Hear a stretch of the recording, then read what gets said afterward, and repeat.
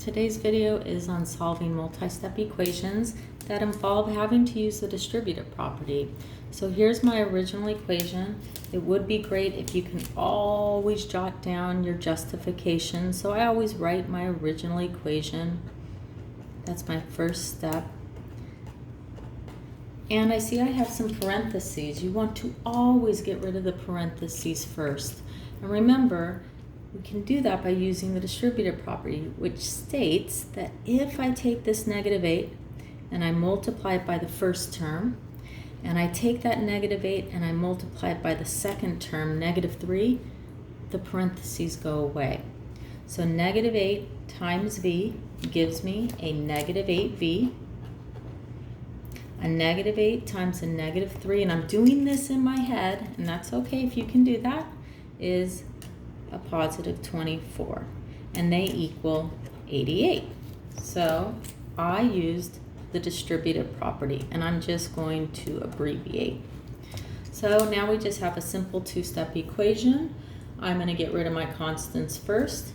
So I want to get rid of that positive 24, and we do that by using the additive inverse property.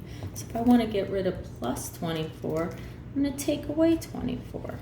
But whatever I do on that side, I must do the same on the other side as well to keep it in balance. So that's my additive inverse property. Like I said, I'm just abbreviating. And let's simplify. So this side's going to be -8v. Those two canceled out because when you add opposites, you get 0.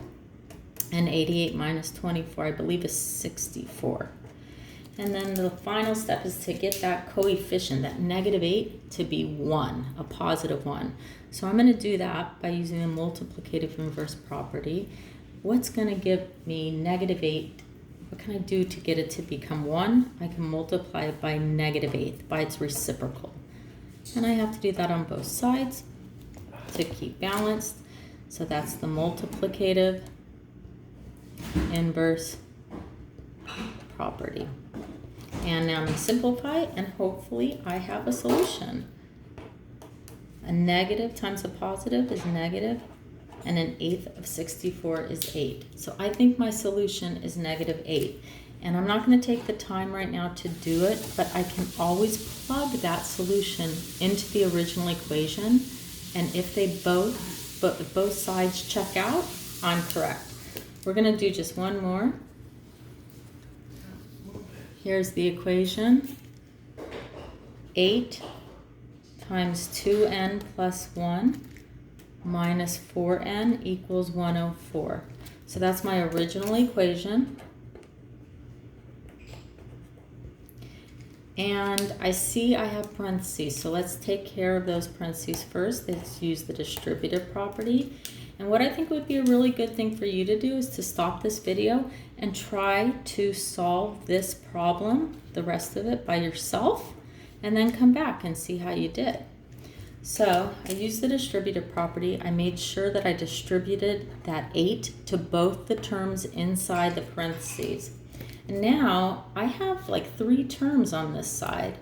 I'm going to take the time to combine like terms. So 16n, and I take away 4 of those n's, I'm left with 12 n's. So that was combining like terms. I call it CLT, like a BLT, but combining like terms. And now we're back at a two-step equation. Let's get rid of that constant. So 12n, leave him alone. And if I want to get rid of plus 8, I have to take away 8. We have to do that on both sides to stay consistent. Additive inverse property. And let's simplify. I got 12 n's left over here. And 104 minus 8, I think, is 96. And then the last step is to just get that coefficient, which is 12. Let's get it to be 1.